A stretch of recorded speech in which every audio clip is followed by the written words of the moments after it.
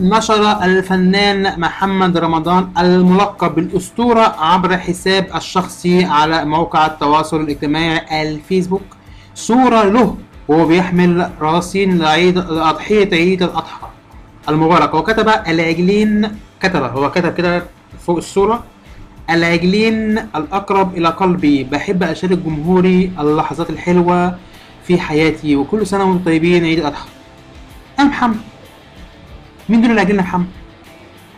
انت بتلمح لمين يا محمد؟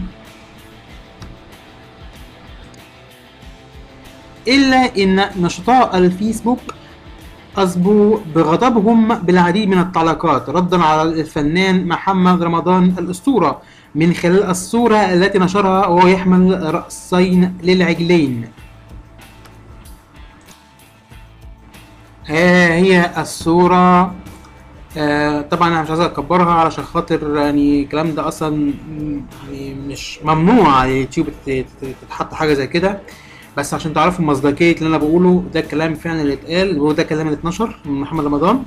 ويعني ماشي، هو يعني تقليعات، في ناس بتعمل تقليعات كده يقعد يتصوروا مع العجل قبل ما يتذبح او بعد ما يتذبح، لكن المشكله اللي هو قال الايه العجلين الاقرب في قلبي. يعني انت بتحب عجول؟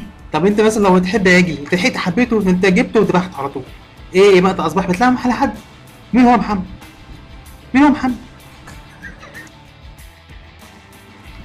واحد اسمه احمد عبد الجبار محمد قال لي: بحسك كل ما بتغني بترخص، ليه كل ما تتقدم خطوة شخصيتك بترجع بيك ورا؟ ليه مش قادر تنسى ايام الفقر؟ ليه كل شوية يحس انك عندك عقدة حرمان؟ ليه امتى تبقى على قد المستوى؟